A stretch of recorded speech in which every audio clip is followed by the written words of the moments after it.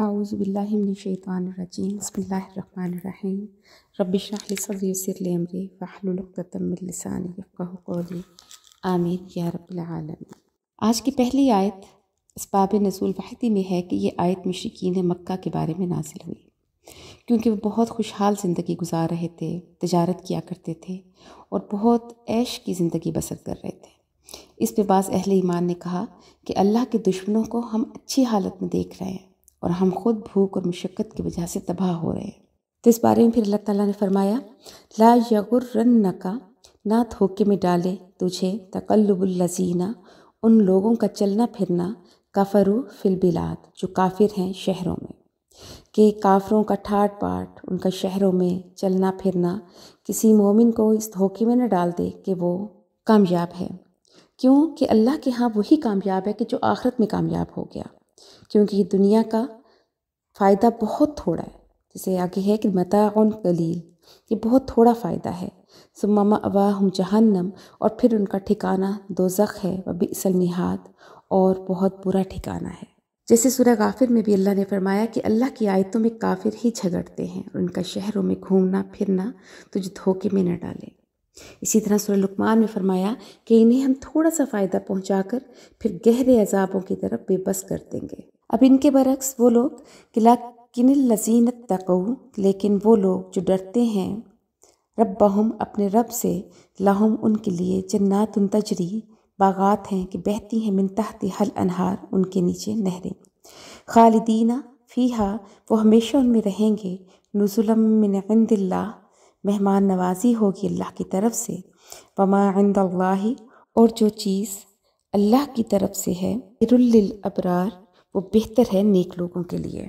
ابن جریر میں ہے کہ عیاشی کے بادشاہ اصحمہ کا جب انتقال ہو گیا تو نبی پاک صلی اللہ علیہ وسلم نے صحابہ کو اس کی خبر دی اور فرمایا کہ تمہارا بھائی اصحمہ انتقال کر گیا ہے۔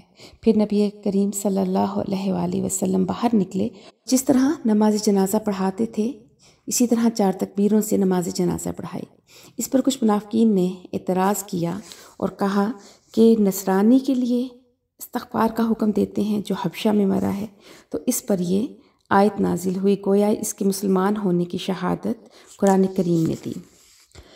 فرمایا وَإِن مِّنْ أَهْلِ الْكِتَابِ، اور بے شک اہل کتاب میں سے بعض، لَمَن يُؤْمِنُ بِاللَّهِ، البتہ وہ ہیں جو اللہ پر صحیح معنوں میں ایمان لاتے ہیں، وَمَا أُنزِلَ إِلَيْكُمْ، اور اس چیز پر بھی ایمان لاتے ہیں جو آپ کی طرف نازل کی گئی، یعنی قرآن پاک، وَمَا أُنزِلَ إِلَيْهِمْ، اور اس چیز پر بھی جو ان کی طرف نازل کی گئی، یعنی پچھلی الہامی کتابیں، خاشعین للہ، اور اللہ تعالیٰ سے ڈرتے ہیں، لا یشترون بآیات اللہ، اور وہ نہیں خریدتے اللہ کی آیتوں کے بدلے میں ثمنا قلیلا، تھوڑی قیمت، اولئک لہم، یہی لوگ ہیں ان کے لیے، اجرہم، ان کا اجر ہے، عند ربہم، ان کے رب کے پاس، ان اللہ، بے شک اللہ، سریع الحساب، جلد حساب لینے والا ہے۔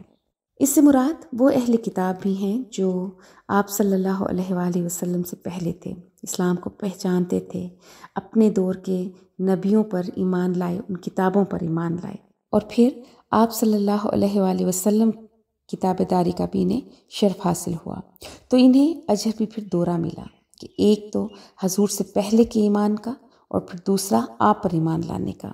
تو بہت سے ایسے صحابی گزرے ہیں کہ جو اپنے دور کے بہت نیک یہودی تھے اور عیسائی تھے، اور جب انہوں نے آپ صلی اللہ علیہ وآلہ وسلم کا دور پایا تو فوراً آپ پر ایمان لے آئے، جن میں حضرت عبداللہ بن سلام، حضرت اسد، حضرت اسید، حضرت بنیامین، بہت سارے صحابی تھے۔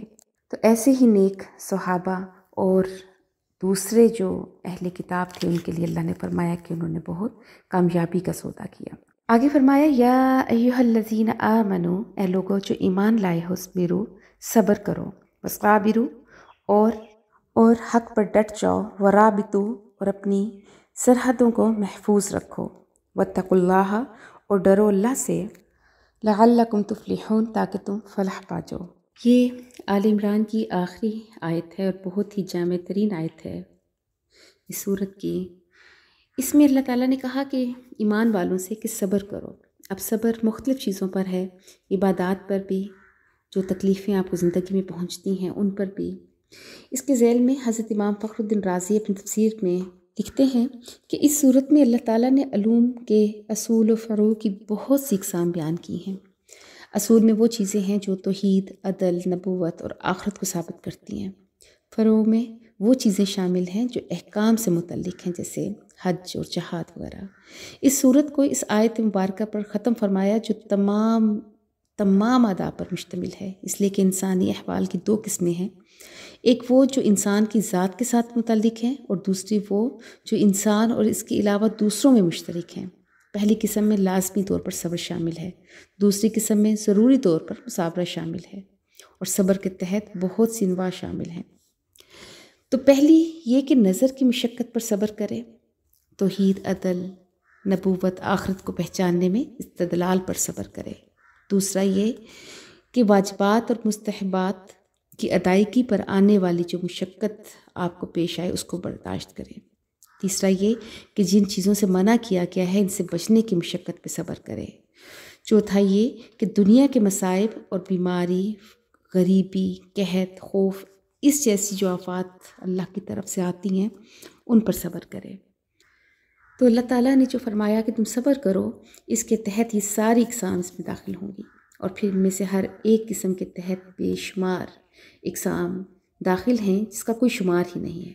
پھر مصابرہ کا لفظ ہے۔ مصابرہ اس کا مطلب یہ ہے کہ ایسے ناپسندیدہ کاموں کو برداشت کرنا جو انسان اور اس کے غیر کے درمیان واقع ہوں۔ اس میں آپ کے گھر والے بھی ہو سکتے ہیں، پڑوسی بھی، دوست بھی، رشتہ دار بھی، کہ ان کی طرف سے ایسے معاملات ہونا کہ جن کو برداشت کرنا مشکل ہو، لیکن آپ ان کو برداشت کر لیں، اور اگر انتقام کا آپ کو اختیار ہو تو آپ اس پر صبر کر لیں۔ جسے اللہ تعالیٰ نے فرمایا کہ سورہ اعراف میں کہ وَعَارِضْ عَنِ الْجَاهِلِينَ، کہ جاہلوں سے منہ پھیر لو۔ اسی طرح فرقان میں کہا کہ وَإِذَا مَرُّوا بِاللَّغْوِ مَرُّوا کِرَامًا، کہ جب وہ ان جہلاء کے پاس سے یعنی جاہل لوگوں کے پاس سے گزرتے ہیں تو شرافت سے گزر جاتے ہیں۔ تو اسی طرح پھر اللہ نے سورہ بقرہ میں یہ بھی کہا کہ وَإِن تَعْفُوا أَقْرَبُ لِلتَّقْوَىٰ، کہ تم معاف کر دے تو یہ تقوی کے زیادہ قریب ہے۔ صابرو کے بعد اگلا لفظ ہے رابطو۔ رابطو یعنی اپنی سرحدوں کو محفوظ رکھو۔ یہاں پر ملک کی سرحدوں کو بھی مراد لیا گیا ہے اور نظریاتی سرحدوں کو بھی، کہ اسلام کی سرحدوں کو پختہ بناؤ تاکہ کوئی کافر، کوئی بے دین تمہیں نقصان نہ پہنچا سکے۔ رابطو پہرے کو بھی کہتے ہیں۔ رابطو سے مراد دشمن سے جہاد کرنا، اسلامی ملک کی حدود کی نگہبانی کرنا اور دشمنوں کو اسلامی شہروں میں نہ گھسنے دینا ہے۔ اس کی ترغیب میں بھی بہت سی حدیثیں ہیں اور بہت بڑے ثواب کا اس پر وعدہ ہے۔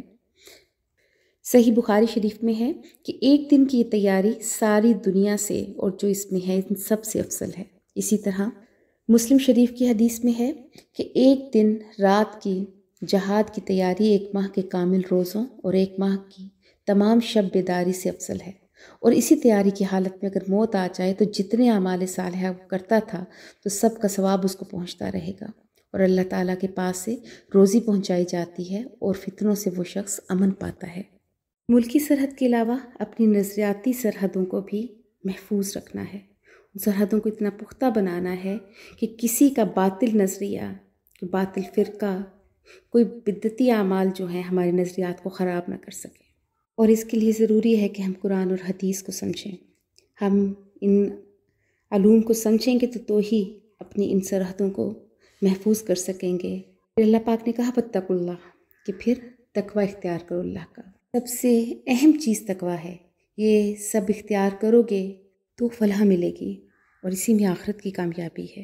تو اللہ پاک سے دعا ہے کہ اللہ پاک ہمیں قرآن کے مطابق زندگی گزارنے کی توفیق دیں، اور ہم بھی اپنی ملکی سرحدوں کے ساتھ اپنی نظریاتی سرحدوں کو بھی پختہ بنائیں اور ان کی حفاظت کریں اللہ اور اللہ کے رسول کے بتائے ہوئے طریقے کے مطابق۔ وآخر دعوانا ان الحمد للہ رب العالمین۔